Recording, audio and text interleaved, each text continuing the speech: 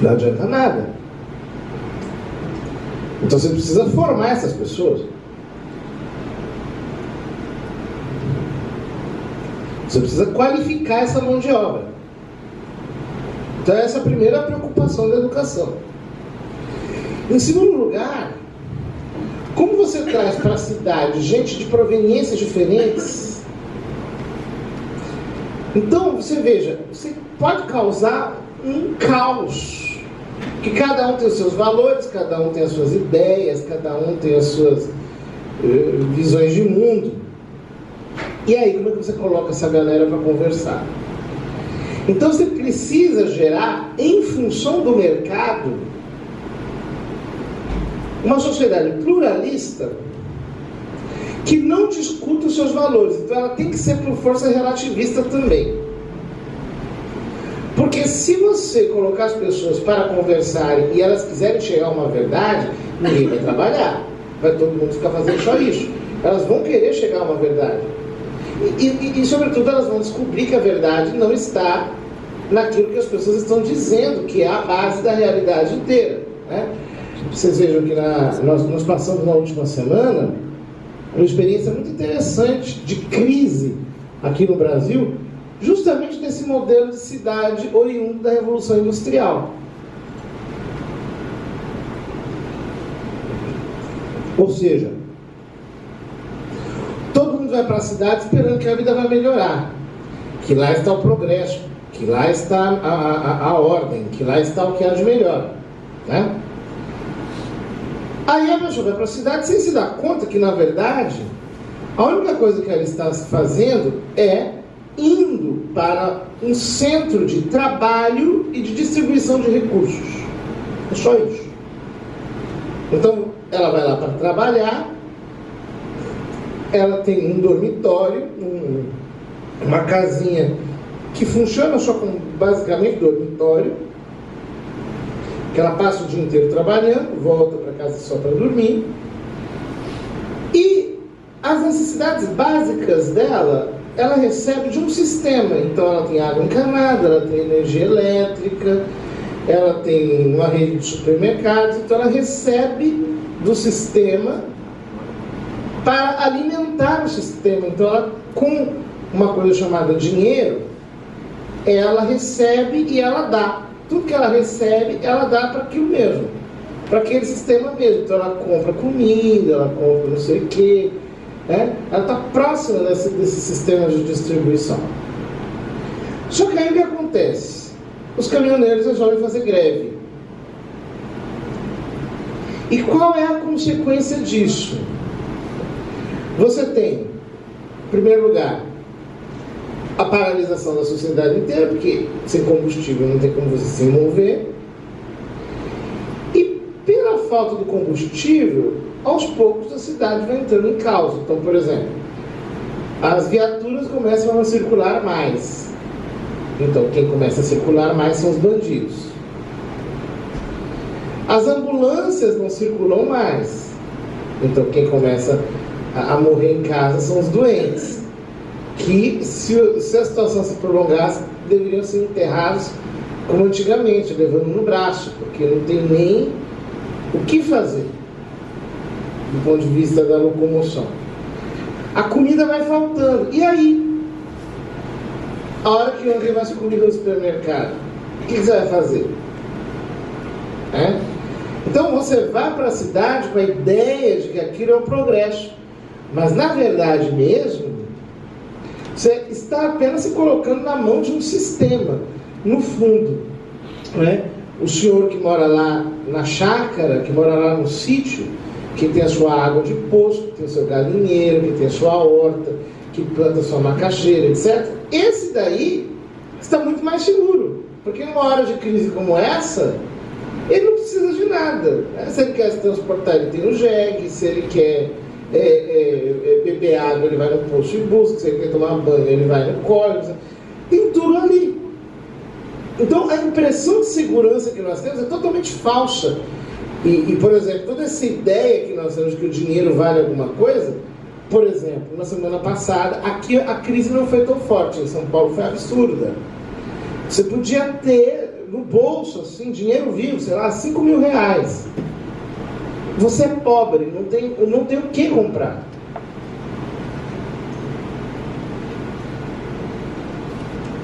Você não consegue 1 litro de gasolina.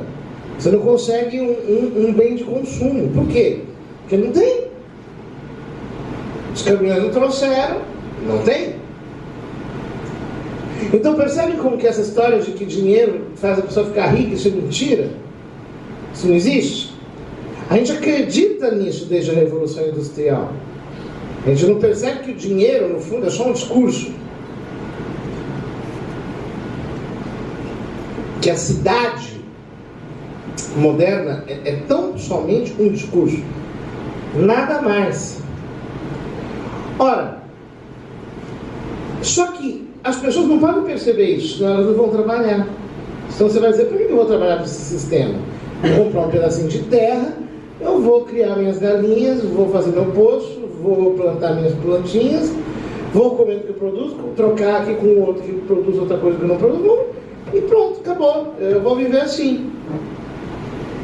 Quer dizer, se as pessoas começassem a falar entre si, elas chegariam à verdade, mas elas não podem. Então você tem que criar uma sociedade que imponha uma visão pluralista, se amordaça a sociedade inteira. É o pluralismo no péssimo sentido, esse que eu estou falando, tá? Se amordaça a sociedade inteira, você faz a sociedade todinha ficar anestesiada, e todo mundo ficar censurado, ter uma mega super censura, né? Que ela existe. Ela existe. Você não pode falar tudo que você quer.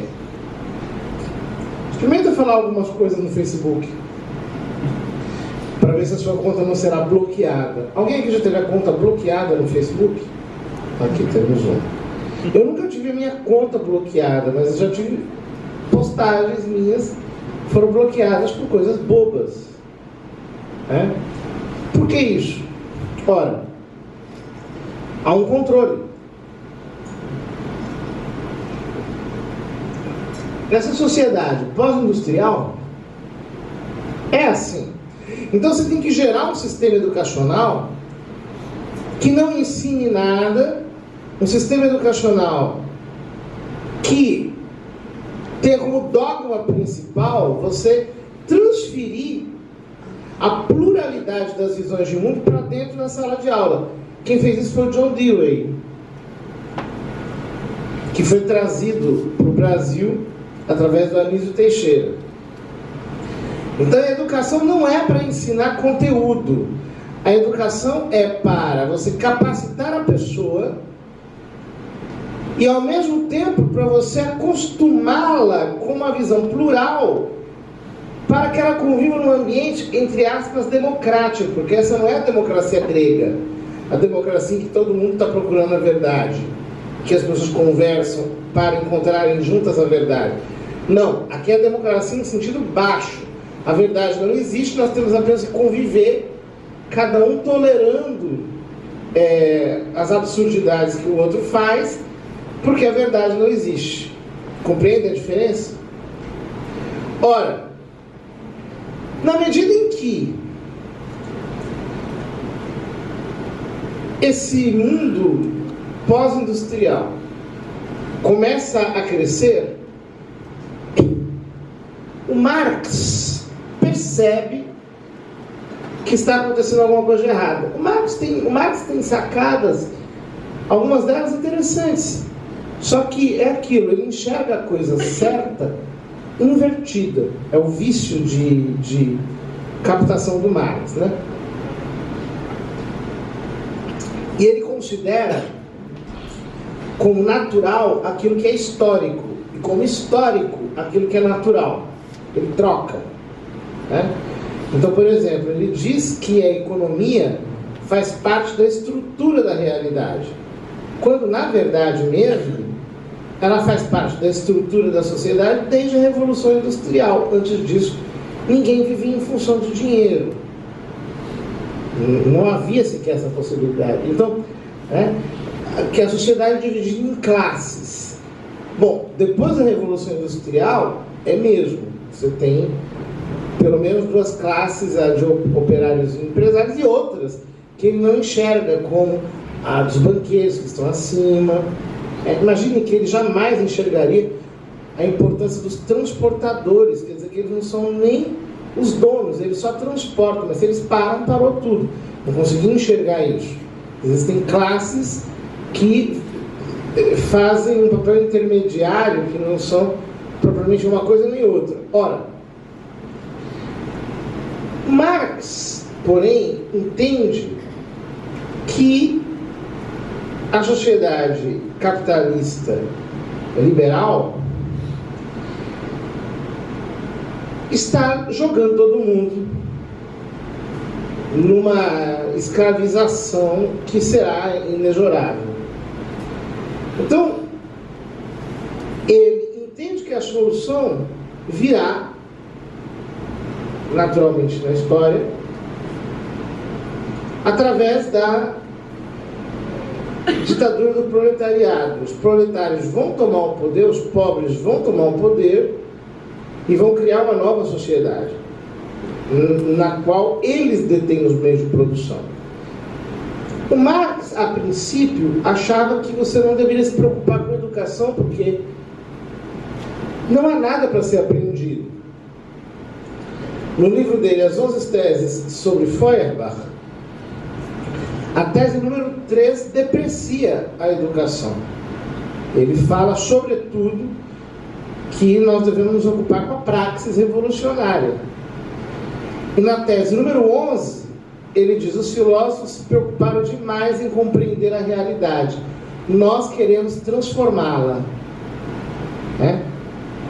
É a última tese, né, das 11 teses sobre Feuerbach. Ou seja, a educação não está no horizonte do Marx. No entanto, o Marx está produzindo filosofia e está produzindo educação, é óbvio. Ele está dizendo isso, mas ele está fazendo o contrário. Quando, na década de 20, o Karl Korsch, na Terceira Internacional do Partido Comunista, mostra a importância de fazer uma revolução pelas vias da filosofia, logo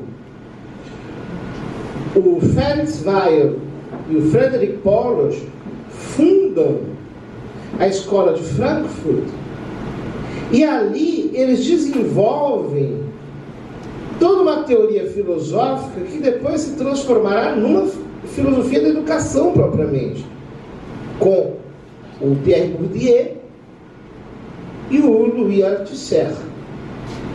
Esses dois filósofos neomarxistas vão tomar a experiência de revoluções marxistas que foram feitas através da educação, como a do Mao Tse-tung na China, e mesmo aqui na América Latina, o que aconteceu de certo modo em Cuba, o próprio Che Guevara fez um pouco de educação, ensinava as pessoas um pouco, e vão transformar isso em teses educacionais, quer dizer, você tem que educar revolucionários. A revolução não virá automaticamente. A revolução virá a partir da educação. O Louis Althusser dizia que isso aconteceria porque a escola é o detonador revolucionário, segundo ele. É o elemento detonador da revolução. Veja que coisa interessante. Paulo Freire, aqui no Brasil, depois fará a suma de tudo isso. Porque a pedagogia do oprimido é apenas a síntese de todas essas ideias que estão presentes no Mao Tse-tung, no Bourdieu, no Althusser, em outros pedagogos, com uma linguagem adocicada pelo cristianismo, romantizada, com influências do Jacques Maritain, com influências de outros pensadores, na perspectiva de criar um homem novo, como dizia o Paulo Freire. Uma linguagem muito cristã, no sentido de que você não quer vencer o opressor, você quer converter o opressor para o seu lado, Mas, no fundo, o que você quer fazer aqui é educar ativistas. Você quer educar pessoas que vão trabalhar com militantes em causa revolucionária. Quando, na década de 70, diante da expansão dos socialistas pelo mundo, da social-democracia,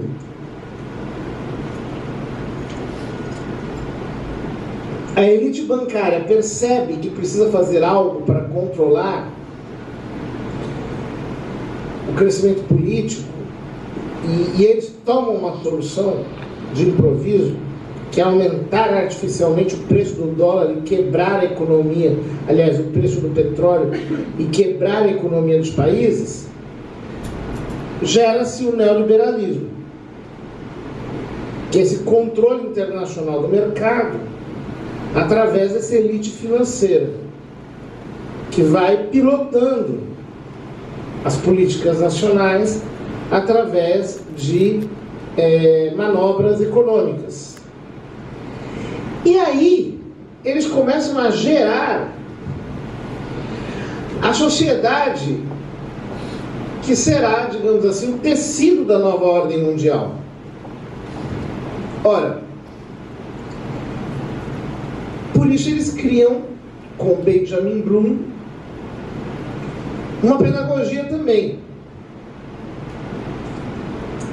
a chamada taxonomia dos princípios educacionais, em que você não quer mais ensinar conteúdo algum para as pessoas. Pelo contrário, ensinar conteúdo é considerado conteudismo.